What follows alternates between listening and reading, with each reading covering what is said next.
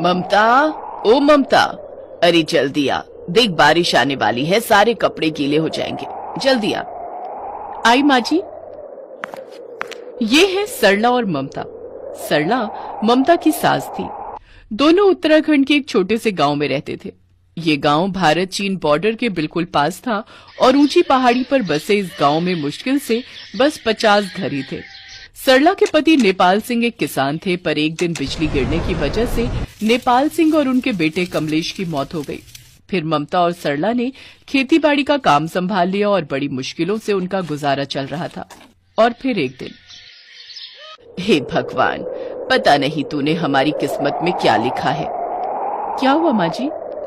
कितनी मुश्किल से तो फसल पककर तैयार हुई थी और अब ये बिन मौसम की बारिश कहीं फसल को खराब ना कर दे। भरोसा रखो माँ जी, भगवान सब ठीक करेंगे। हाँ, अब तो उनका ही सहारा है। सरला और ममता ने खाना खाया और सोने के लिए जमीन पर ही अपने अपने गद्दे लगा लिए। उन दोनों की आर्थिक स्थिति ज्यादा अच्छी नहीं थी।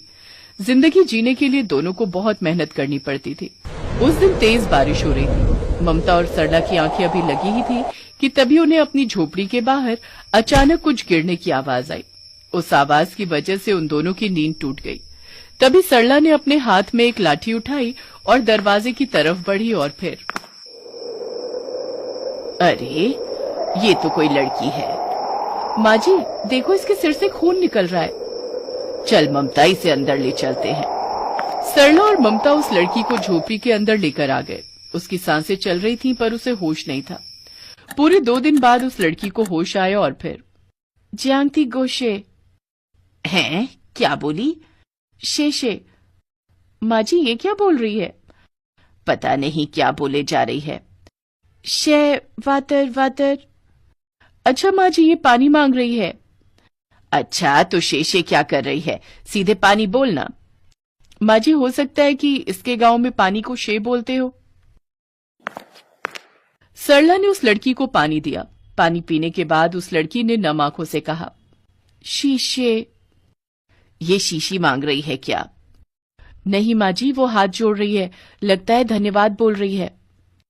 अरे वो तो ठीक है, पर इससे बात कैसे करें? कैसे पूछें कि ये कौन है और कहां से आई है? सरला और ममता को आपस में बात करते हुए देख यांगसुन समझ गई थी कि उसके होने से वो दोनों परेशान हो रही हैं। फिर उसने कहा, वो हुई जोधा। अरे मेरी माँ, हिंदी बोल, तेरी तो कोई बात समझ नहीं आ रही हमें। माँ जी मुझे लगता है कि ये चीन से है और इसकी भाषा भी वहीं की लग रही है। पानी पीने के बाद वो लड़की बिस्तर से उठी और चलने की कोशिश करने लगी, पर उसके पैर में गहरा घाव था। वो चल नहीं पाई और वहीं गिर गई। तभी सरला ने उसे सहारा दिया। अरे अरे रुको रुको, तुम्हारे पैर में चोट है, पहले ठीक हो जाओ फिर चली जाना। सरला और ममता ने उसे सहारा देकर आराम से लिटा दिया। उस लड़की ने फिर से उन दोनों के सामने हाथ जोड़े और कहा, शीशे शीशे। हाँ हाँ, शीशी शीशी, तुम आराम करो शीशी। माँ जी उसका नाम शीशी नहीं है। अब तुम इधर देखो, मैं ममता और ये मेरी सास है सरला। ममता ने अपनी सास के कंधे पर हाथ रखकर कहा। उसकी ये बात यांगसुन को समझ आ गई और फिर उसने अपने सीने पर हाथ रखकर कहा, यांगसुन, चाइना। सरला और ममता अब समझ गए थे कि यांगसुन चाइना से आई थी, मगर ना तो यांगसुन को हिंदी आती थी और ना ही सरला और ममता को चाइनीज। लेकिन प्रेम की भी तो एक भाषा होती है। उसी दिन से सरला और ममता उसका बहुत ख्याल रखने लगे और धीरे धीरे ममता उसे हिंदी भी सिखाने लगी। एक दिन जब ममता और सरला खेत से लौटे तो उन्होंने देखा कि यांगसुन ने सबके लिए खाना बना रखा था। अरे वाह, यांग ने खाना बनाया है। अरे हाँ सच्ची, पर ये है क्या? माँ जी ये मंचूरियन चाउमीन है। क्या बात है, चलिए माँ जी खाकर देखते हैं। अरे पर ये किसी मांस वांस से तो नहीं पकाया ना? सरला की बात सुनकर यांगसुन और ममता हंसने लगे। फिर चाउमीन खाते ही ममता ने कहा, अरे वाह क्या स्वाद है, कितना बढ़िया है ना माँ जी।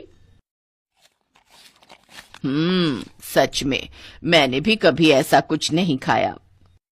सरला और ममता ने यांगसुन को गले से लगा लिया। उसने टूटी फूटी हिंदी भी सीख ली थी और फिर एक दिन उसने सरला को अपने बारे में सब कुछ बताया। मेरा नाम यांगसुन है, वहाँ चाइना में मेरे डैड मतलब मेरे पापा ने मुझे एक बहुत बुरे आदमी को बेच दिया था। वो मुझसे शादी करना चाहता था, पर मैं वहां से भाग निकली और फिर मैं भागते भागते यहाँ पहुंच गई। यांगसुन के बारे में ये सब जानने के बाद सरला ने कहा, हे भगवान, इसका मतलब उस दिन वो पहाड़ के ऊपर जो लोग घोड़े पर आए थे वो इसी की तलाश में थे। अब हम क्या करेंगे माँ जी, अगर वो लोग यहाँ तक पहुंच गए तो? नहीं, मैं दोबारा वहां नहीं जाना चाहती माँ जी। तू फिक्र मत कर बेटी, हम चले जाएंगे यहाँ से और जाकर शहर में रहेंगे, फिर कोई तुझ तक नहीं पहुंच पाएगा। हाँ माँ जी, ये ठीक रहेगा, लेकिन हम शहर में रहेंगे कहाँ और वहां गुजारा कैसे होगा? ममता ने जायज सवाल उठाया था। तीनों सोचने लगे और फिर यांगशुन ने कहा, माँ जी, मेरे हाथ का मंचूरियन चाउमीन आपको कैसा लगता है? ये लो, हमें यहाँ टेंशन खाई जा रही है और तू बात कर रही है मंचूरियन खाने की। नहीं, मैं पूछ रही हूँ कि अगर आपको मंचूरियन चाउमीन अच्छा लगा तो हम शहर में उसे बेच सकते हैं और कुछ पैसे कमा सकते हैं। ममता और सरला को ये आइडिया पसंद आया।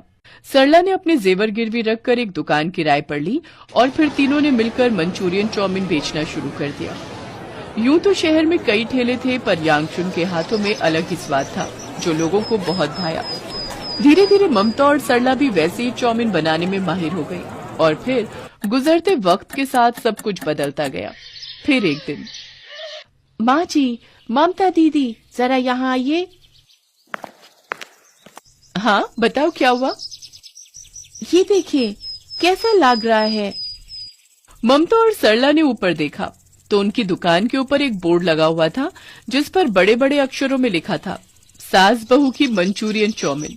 साथ में ममता और सरला की फोटो भी लगी हुई थी, जिसे देखकर ममता और सरला की आंखों में आंसू आ गए और फिर सरला ने रुंधे गले से यांगसुन की तरफ झुकते हुए कहा, शीशे शीशे। हाँ, लोग अपने बच्चों के नाम पर दुकान का नाम रख लेते हैं। ममता मेरी बहू है तो तू आज से मेरी बेटी।